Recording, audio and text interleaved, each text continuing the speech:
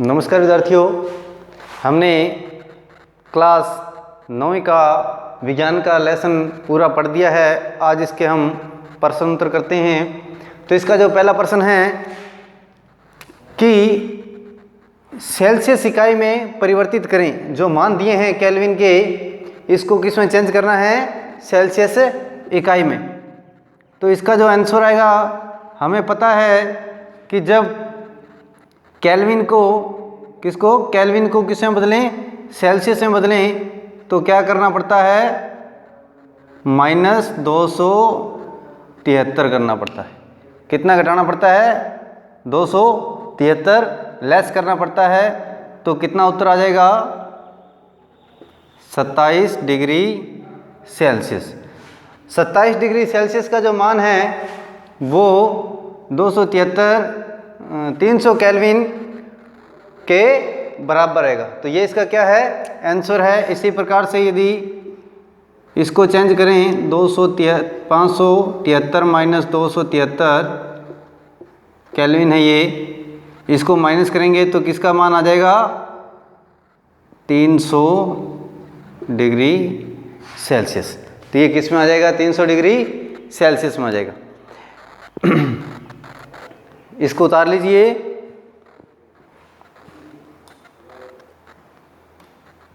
इसके बाद इसका दूसरा प्रश्न है कि केल्विन इकाई में परिवर्तित कीजिए।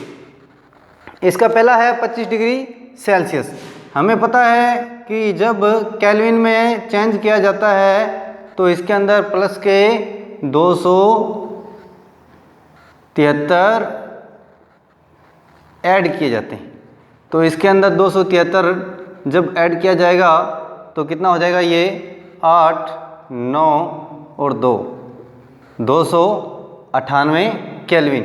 इसी प्रकार से जब इसको चेंज करेंगे तो इसका जो आंसर आ जाएगा 373 प्लस 273, ये डिग्री सेल्सियस में है।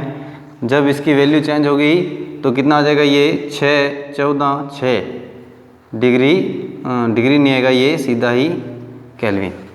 तो ये इसके क्या हैं? आंसर है। तो आप इसे उतार लीजिए।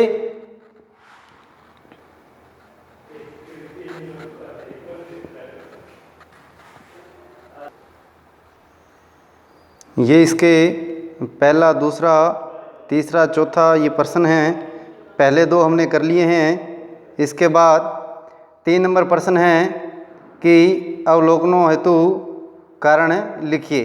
पहला प्रश्न क्या दिया है कि नेफ्थलीन को रखा रहने देने पर यह समय के साथ कुछ भी ठोस पदार्थ छोड़े बिना अदृश्य हो जाता है। तो इसका उत्तर हम लिखते हैं।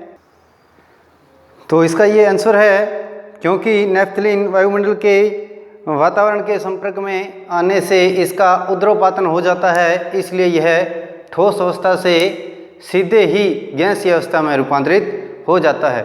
इसी कारण से जो हमें नेफ्थलीन है उसका कोई भी ठोस या टुकड़ा हमें वहाँ नहीं मिलता है, ना ही उसका कोई द्रव्य अवस्था में कोई पदार्थ मिलता है। तो इसका जो अगला प्रश्न है वो करते हैं।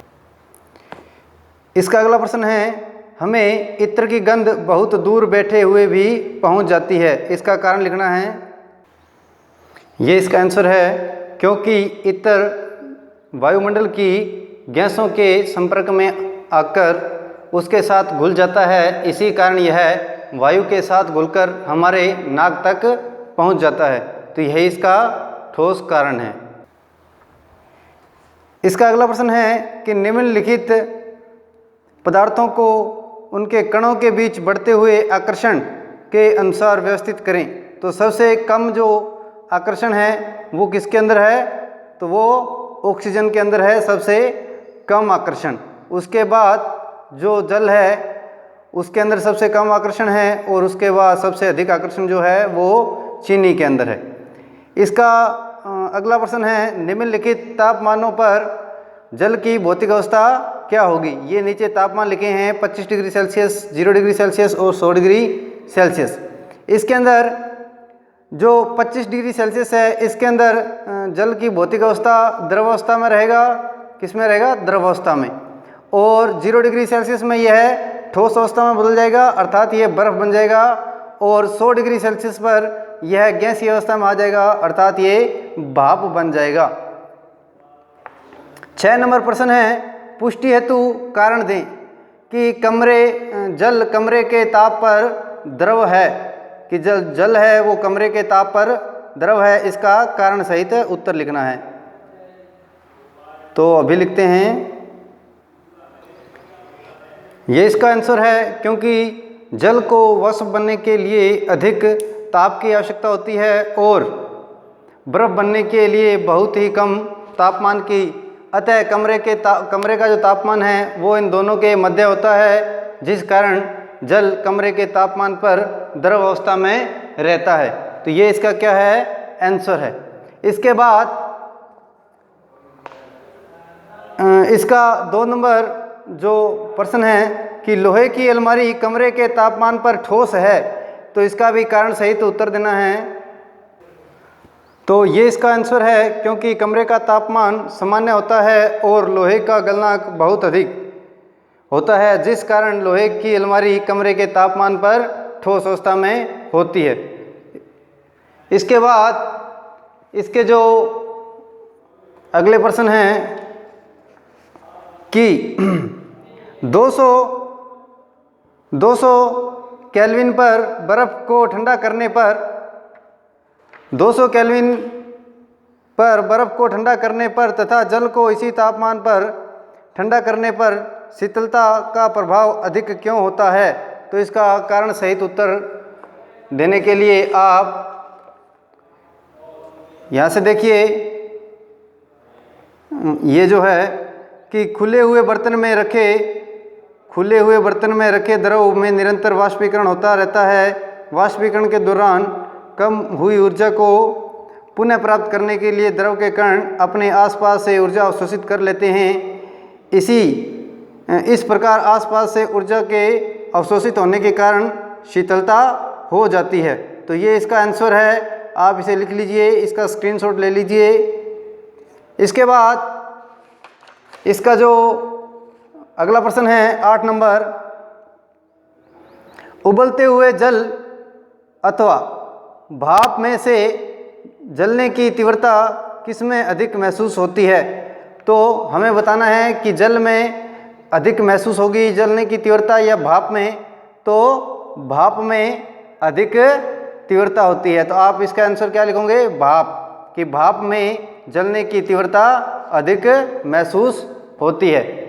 इसके बाद ये जो 9 नंबर प्रश्न है, देखिए इसे लिख लीजिए। निम्नलिखित चित्र में ABCDEF की अवस्था परिवर्तित को नामांकित कीजिए। तो हम अभी इसका डायग्राम बनाते हैं और इसे लिखते हैं। तो आप इसका आंसर ये लिख लीजिए, ये है चित्र 1.9, तीनों अवस्थाओं में पदार्थ का रूपांतरण। देखिए, ठोस का यदि द्रव में बदला जाए तो संघलन, द्रव को गैस में बदला जाए तो वाष्पीकरण, और गैस को ठोस में बदला जाए तो निक्षेपण। इसी प्रकार यदि इसका विपरीत चलें कि ठोस को गैस में बदलें तो ऊर्ध्वपातन, और गैस को द्रव में बदलें तो संघनन, और द्रव को ठोस में बदलें तो जमना। इसी प्रकार से ये इसके प्रश्नोत्तर हैं, आप कीजिए और इसके फ़ोटो खींचकर ज़रूर ग्रुप में शेयर कीजिए। तो आज के लिए इतना ही, धन्यवाद, शुभ दिन।